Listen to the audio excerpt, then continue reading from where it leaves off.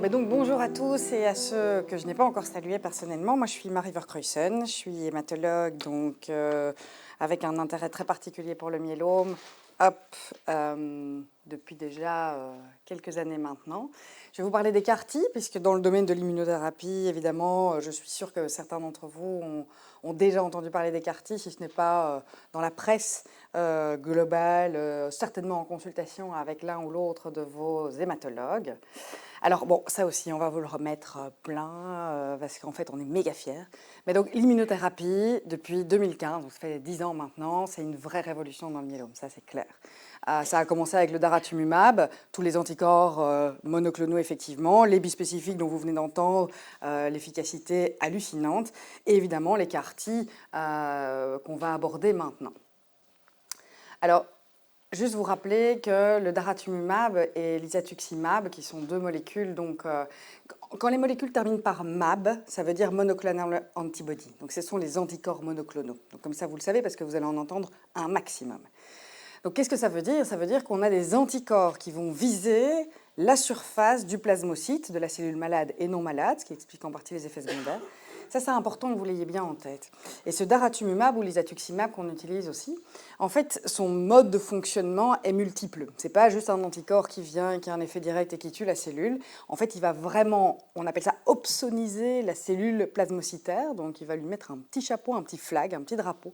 Et toutes les cellules immunitaires autour vont pouvoir agir du coup dessus.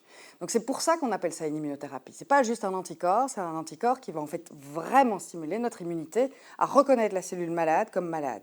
Il faut bien imaginer qu'un cancer, peu importe lequel c'est, mais c'est vrai évidemment pour le myélome multiple, c'est une cellule qui a en fait connu une mutation, s'est développée et est devenue une cellule indépendante du contrôle de notre corps et que le système immunitaire a en réalité toléré. D'accord? Parce qu'on fait tous des cellules anormales tous les jours et notre système immunitaire, il est vigile, il reconnaît ces cellules comme malades et il les détruit. Si un cancer se développe, c'est que le système immunitaire n'est plus suffisamment vigile, il a acquis une tolérance pour ces cellules-là. Et donc c'est toute la base de la réflexion et du rationnel pour arriver au traitement d'immunothérapie. C'est restimuler, resetter, comme des électrochocs, notre système immunitaire pour reconnaître les cellules malades comme malades. D'accord ? Et donc voilà, c'est ça qui se passe. Alors, bon, j'ai un peu craqué, je suis obligée de reparler du daratumumab un petit peu. Je voudrais bien que vous sachiez d'où on vient et où on est maintenant avec ce daratumumab en première ligne, même si ça a été largement dit. Il y en a qui sont arrivés un peu en retard, j'en profite. Donc, on vient d'un moment où on n'avait pas du tout d'immunothérapie de ce type-là, ciblée. D'accord? Et donc, même si les courbes sont très différentes entre les vieilles chimiothérapies, comme vous voyez en haut, les courbes bleues et vertes, et les nouveaux traitements à l'époque, le lénaludomide, qui est aussi un immunomodulateur, un immunostimulant quelque part, on était à 26 mois de réponse moyenne, d'accord, de la maladie pour les patients qu'on dit non éligibles à la greffe, et maintenant, vous savez très bien ce que ça veut dire. Quand on rajoute le daratumumab à ce RD, à ce lénaludomide et dexaméthasone, on fait des prouesses, en fait. On fait x2. Tout simplement, en rajoutant un traitement qui finalement n'est pas très toxique. Probablement la plupart d'entre vous savent maintenant déjà ce que c'est le daratumumab. Donc c'est évidemment magique, ou presque. Pareil si on rajoute le Velcade, que vous connaissez aussi. Donc si on dit, ok, mais en fait on part du VRD, donc l'association triplette Velcade, Revlimid et dexaméthasone, on était déjà pas mal, la PFS était déjà plus haute, mais en réalité, si on rajoute le daratumumab, en fait on fait encore mieux, et on presque double aussi les réponses, avec des réponses qui sont, pour ces patients-là, probablement aux alentours de 10 ans, donc c'est vraiment super, à nouveau, c'est gigantesque comme pas, et tout ça, ça arrive ici en 2025, toutes ces données. Donc vous êtes cutting edge of science. Ça, c'est le daratumumab. Et c'est le daratumumab pour les patients donc non éligibles à la greffe. Les patients éligibles à la greffe, ça a été maintenant largement dit 10 fois, donc je passe un peu dessus, mais c'est l'étude Perseus et qui a pu montrer que donc en associant le daratumumab, le VRD, en induction, en faisant une greffe et en ayant une maintenance derrière avec un peu de daratumumab et du lénaludomide, eh bien on a des courbes, vous voyez, qui ne sont plus du tout en train de plonger comme vous avez vu toutes les autres. Ici, on a des courbes qui sont très longues, étirées, on est déjà à 4 ans ici, et vous voyez que tous les patients sont vivants et sans maladie, ou quasiment tous. Et effectivement, ça a été largement dit, mais vous voyez, la médiane de PFS estimée et attendue est de 17 ans. Donc, absolument génial. Alors, on pourrait dire, bah, super, donc en fait, qu'est-ce que vous voulez de plus? En fait, c'est vraiment très très bien, vous êtes déjà très content. Oui, mais bon, si on peut faire mieux, est-ce qu'on veut un peu plus d'immunothérapie? Oui, bah oui, oui, on veut bien. Donc, on en prend. Et donc, Madame Rizzo vous a raconté évidemment tout ce que c'est les bispécifiques. Et vous avez vu qu'en les bougeant en première ligne, on va probablement avoir 100% de réponse pour les patients. 100% est probablement prolongé, puisqu'on parle de maladie résiduelle, plus simplement de maladie avec une rémission complète. Eh bien, les CAR-T, c'est une autre manière de fonctionner.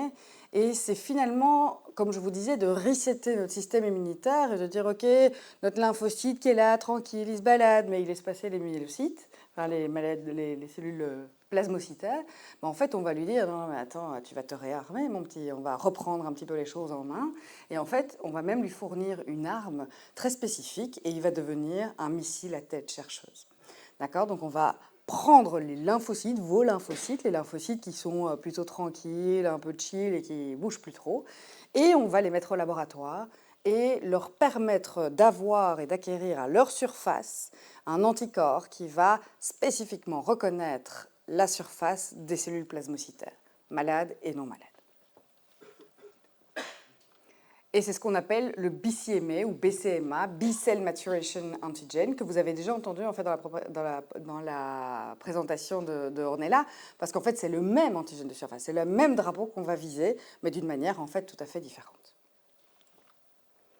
Voilà, alors il y a différents types d'anticorps. Donc ça, c'est la surface cellulaire, grosso modo. Et on va pouvoir reconnaître ici le BCMA avec la tête chercheuse et activer la cellule, ici c'est la cellule lymphocytaire, qui va, une fois arrimage fait, eh bien, s'activer. Et en fait, devinez quoi, il n'y a rien de plus puissant qu'une cellule immunitaire, rien. On peut donner des chimiothérapies, toutes les immunomodulations, tout ce qu'on veut.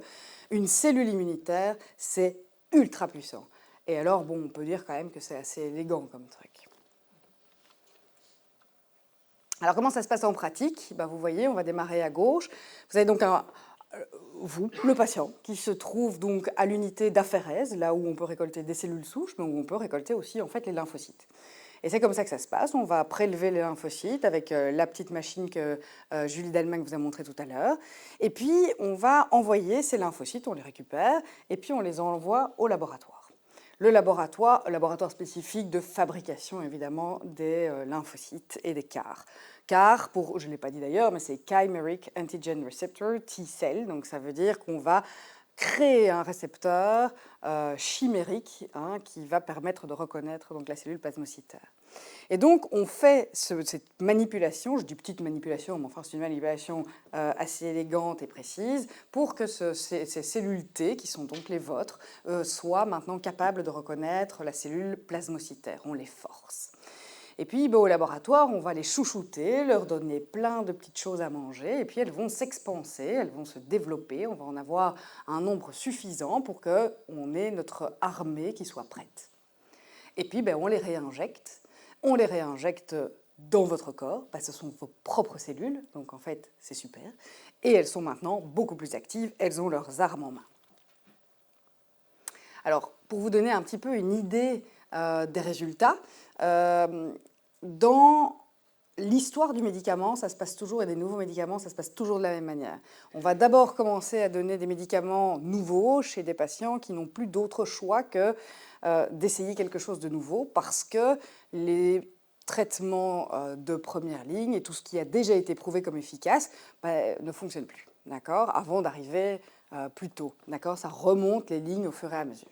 Donc ici, CARTITUDE 1, c'est la première étude qui a été faite avec le Cilta-cel, qui est donc le CAR-T qu'on a anti-BCMA et remboursé en Belgique depuis quelques mois maintenant.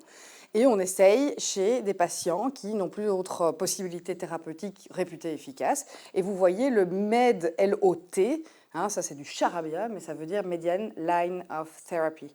Donc ça veut dire que ce sont en moyenne des patients qui ont eu 6 lignes de traitement déjà. Donc des patients qui ont été traités assez lourdement déjà et qui n'ont plus d'autre choix thérapeutique, chez qui on a, en général, peu importe ce qu'on met, les traitements ne sont plus très très efficaces. Et en réalité, voilà les résultats. Et donc ça nous a, on a tous failli tomber dans les pommes quand on a vu ça. C'est quand même assez incroyable, 100% de réponse. ORR, c'est Overall Response Rate. Donc quasi tout le monde répond. 97%, on peut dire que tout le monde répond. Donc il y a une réponse magique pour tout le monde. D'accord? Et les réponses sont très jolies. Quand vous voyez le VGPR et CR, c'est les réponses complètes, les excellentes réponses partielles dont Nathalie vous parlait tout à l'heure. Et là encore, non seulement la qualité de réponse est grande, mais en plus, la PFS, donc cette survie sans progression, en fait, elle est très longue. En médiane, c'est grosso modo 3 ans.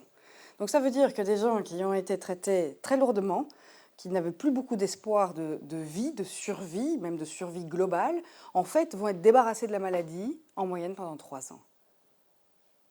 Je laisse un blanc, parce que c'est vraiment incroyable. Donc ça a révolutionné les choses, évidemment, quand c'est sorti. Alors, pourquoi je vous ai mis ça? Ah ben oui, je vous ai mis ça parce que ça, cette année, ça a été incroyable. On a eu le long terme de cette étude. Donc, toujours les mêmes patients, on voit que c'est 3 ans de réponse en moyenne, et on se dit, ouais, mais en fait, maintenant, on est à 5 ans, on en est où? Et en fait, à 5 ans, ce que vous voyez, c'est qu'il y a encore 33% des patients qui sont dans cette étude, donc un tiers des patients, qui en fait sont toujours en réponse complète. Ils n'ont toujours pas de signe de maladie.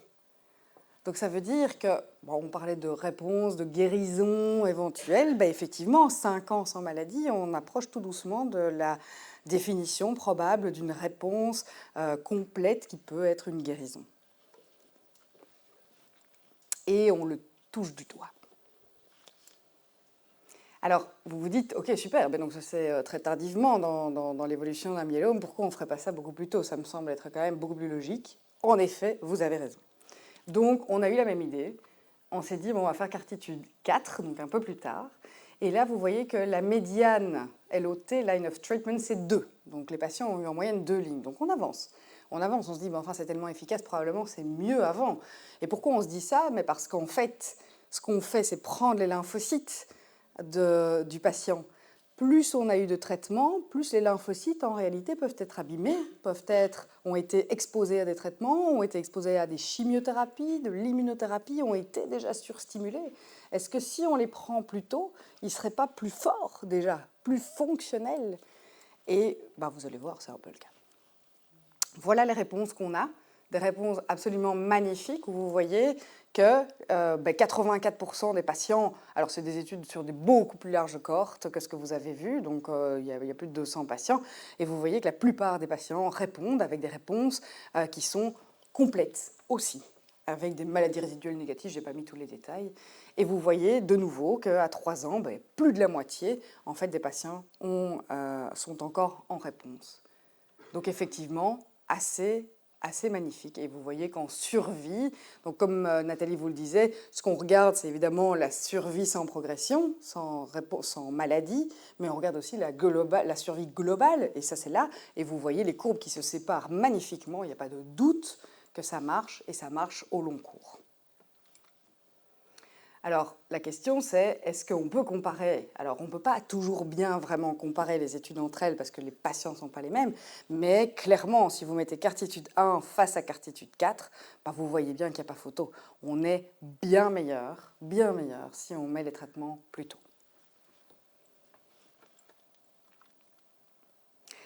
Bon, ça c'est l'efficacité. Bon, on va aussi parler un peu des effets secondaires. Les effets secondaires, ça rejoint en fait les bispécifiques. Si vous stimulez votre immunité à répondre, c'est ça que vous faites, vous donnez des lymphocytes qui sont suractivés, qui sont prêts, qui ont leur arme, dès qu'ils rencontrent évidemment une cellule malade, bouf, ils s'activent. Ils s'activent et même la cellule pas malade aussi, puisque vous avez compris que le BCMA, il est sur les cellules normales. Donc en fait, ça déclenche une réponse immunitaire. Oui, c'est ce qu'on veut. Mais donc une réponse immunitaire, si je vous fais un vaccin, qu'est-ce qu'on a comme réponse immunitaire? Ça gonfle, c'est rouge, parfois on fait de la fièvre. C'est la même chose, c'est ça qu'on fait en fait. Et donc, on crée des effets secondaires aigus, et notamment ce syndrome de relargage des cytokines dont Ornella vous a parlé, le CRS, Cytokine Release Syndrome. Et je vois que le chiffre n'est pas apparu, mais ça apparaît environ au 8e jour après l'injection des cellules CAR-T. Voilà, et vous voyez très clairement, vous avez le CAR qui est activé, qui tue la cellule tumorale. Cette cellule tumorale va créer une inflammation. Le CAR est inflammé et dégranule, il envoie plein de petites molécules inflammatoires. Et tout ça se fait en cascade. Et effectivement, il y a plein de... Tout ce que vous voyez là, c'est des petites molécules chimiques inflammatoires qui vont s'emballer. Et tout ce système immunitaire est très fort activé. Est-ce que ça arrive souvent? Très souvent. Ça arrive dans la plupart des cas. Comme vous le voyez, dans Cartitude 1, donc au tout début, avec des gens très avancés, c'est 95% des cas. Après, il n'y a pas beaucoup de cas très graves. Comme vous voyez, il y a 2% de cas qui vont être de grade 3 et 4, comme Ornella vous a montré, donc qui nécessitent quand même des soins un peu plus importants. Sinon, c'est de la fièvre et parfois un peu d'hypotension, assez vite réversible. Dans Cartitude 4, si on le fait plus tôt, probablement avec moins de masse tumorale, en fait, donc des gens qui sont moins malades, eh bien 76% seulement. Donc on réduit quand même le risque de CRS. Et vous voyez qu'en termes de gravité, on est à 1%. Donc ce n'est pas tellement important. D'accord. Et ça, pourquoi ce n'est pas tellement important? Parce qu'on le traite en fait assez rapidement avec un autre anticorps. Parce que nous, on aime bien les anticorps. Et donc, tocilizumab, on a de nouveau un anticorps anti-IL-6, une des petites interleukines que vous voyez là, IL, interleukine pro-inflammatoire. Et on vient avec notre tocilizumab et on va arrêter en fait l'inflammation. On va simplement limiter la production, ou disons l'activité de cette interleukine 6 qui est vraiment le driver de l'inflammation. Et pourquoi on a fait ça et pas donné des médicaments qui arrêtent les lymphocytes? Mais parce qu'on n'a pas tellement envie que les lymphocytes arrêtent de bosser. On a surtout envie que l'inflammation se calme, mais on ne veut pas encore agir sur les lymphocytes. Parfois, quand l'inflammation est trop importante et trop prolongée, par contre, alors on doit mettre un stop, un frein sur ces lymphocytes un peu trop armés, et on utilise alors la dexaméthasone. Ça, vous la connaissez bien. Autre effet secondaire aigu, c'est la neurotoxicité. Et effectivement, si cette inflammation est importante, eh bien, elle peut passer la barrière hémato-méningée et aller dans le cerveau et créer réellement de l'inflammation là. D'accord, ça se diffuse en quelque sorte. Et comment ça peut se manifester? On le voit avec les difficultés d'écriture qu'on a vues, mais des difficultés à s'exprimer, des difficultés à se concentrer, parfois des difficultés à parler, à articuler, je veux dire. Ça peut aller jusqu'à l'épilepsie, etc. Alors, est-ce que c'est fréquent? Heureusement, pas tellement. Alors, dans Cartitude 1, c'était quand même 23%, donc un patient sur 4, mais avec des cas graves seulement dans 3%. Et de nouveau, si on le fait plus tôt, c'est beaucoup moins, c'est 3%, c'est 10 fois moins de patients qui vont être malades et 0,5% seulement de patients qui vont faire quelque chose de relativement grave, mais tout à fait réversible. Ici, est-ce que le tocilizumab fonctionne? Eh bien, en fait, pas du tout, parce que le tocilizumab ne passe pas la barrière hémato-méningée. C'est une molécule trop grosse, donc elle ne passe pas, ça n'aide pas, donc on utilise alors la dexaméthasone. Bon, ça, c'est les effets secondaires aigus. Alors, est-ce qu'on a très peur de ces effets secondaires? Pas tellement, parce que vous avez vu, d'abord, ça arrive, en général, c'est pas très grave, et puis on a surtout des armes pour les combattre. C'est tout à fait réversible dans la plupart des cas, d'ailleurs, dans, je dirais, 100% des cas. Dans notre expérience ici, maintenant, en fait, on n'a pas du tout eu de cas graves, pas du tout. Évidemment que ça va dépendre de plusieurs choses, et notamment, et de façon prédominante, je dirais, de la masse tumorale. Donc la masse tumorale, ça veut vraiment dire la masse de myélome avec laquelle on entre à l'hôpital pour avoir ces cas. Mieux le myélome est contrôlé, eh bien moins on a de masse et plus on va avoir, moins on va avoir d'effets secondaires, et plus, en fait, finalement, ce sont des thérapies cellulaires, on injecte des cellules, donc les cellules vont pouvoir se battre avec des cellules et pas avec des masses cellulaires. Et donc plus c'est efficace en réalité. C'est pour ça qu'on va faire ce qu'on appelle le bridging therapy, la thérapie pont. Donc une fois que l'aphérèse est faite et que les lymphocytes sont au laboratoire en train d'être processés, eh bien on va donner un traitement d'attente, un traitement, on espère, très efficace, qui va réduire très très fort la masse tumorale, qui va traiter efficacement le myélome, et on va en quelque sorte intensifier le traitement, un peu comme une greffe finalement, donner ce traitement-là dans les veines, et c'est ça qui va faire son travail pour les années qui suivent, puisque c'est une thérapie cellulaire vivante, d'accord? C'est la première fois qu'on traite avec des cellules, en fait. Alors, bon, il n'y a pas que des effets secondaires aigus, il y a des effets secondaires sub-aigus qui sont typiquement qu'on rencontre en fait avec les CAR-T myélome, parce que vous avez compris qu'il y avait des CAR-T pour d'autres maladies, et notamment les lymphomes, ça c'est pas ce qu'on voit pour eux. Mais les autres syndromes qu'on peut avoir, c'est typiquement une paralysie du nerf 7, donc la paralysie de l'hémiface. Ça survient en général aux alentours de 3 semaines après l'injection des CAR-T. C'est relativement peu fréquent, hein, c'est dans 3 à 9% des cas. De nouveau, plus tôt on l'a, moins c'est fréquent. 9, c'est dans Cartitude 4, 3, c'est dans 1, et 3, c'est dans Cartitude 4. Donc moins on a de masse tumorale, et plus tôt on est traité, et moins on a ce genre d'effets secondaires. Se traiter avec de la dexaméthasone, et dans 90% des cas, c'est tout à fait réversible. Par contre, c'est lent. Mais si vous avez déjà connu quelqu'un qui a fait une paralysie faciale, c'est relativement fréquent dans la population générale, eh bien, en fait, c'est quelque chose qui est, quoi qu'il arrive, assez lent à récupérer, mais qu'on récupère. On peut aussi avoir des neuropathies périphériques, de nouveau, c'est assez peu fréquent, 7%. C'est réversible que dans 50% des cas. Maintenant, il y a pas mal de gens qui ont en fait des neuropathies qui sont déjà préexistantes à cause du Velcade. Hein, vous connaissez ces symptômes de picotement, de sensations un peu diminuées. Donc voilà, ça se passe plutôt vers le jour 60, donc 2 mois après l'injection. Et alors, ce qui nous a beaucoup inquiété, c'est le parkinsonisme. Et donc, dans Cartitude 1, 6% des gens avaient développé ce qu'on appelle un parkinsonisme. Donc, c'est vraiment comme du Parkinson, des tremblements, des difficultés à marcher, comme le monsieur que vous voyez ici en bas. Et ça arrive à peu près à 2 mois. Alors, c'est quelque chose qui nous a très fort inquiétés et qui, en fait, est très peu fréquent pour les patients qui sont traités beaucoup plus tôt. C'est moins d'1%, en réalité c'est 0,6, j'ai mis 1 mais c'est 0,6%. Par contre, là où c'est plus embêtant, c'est que c'est réversible dans très peu de cas, dans moins de 20% des cas. Et ça met beaucoup de temps, ça met environ 1 an.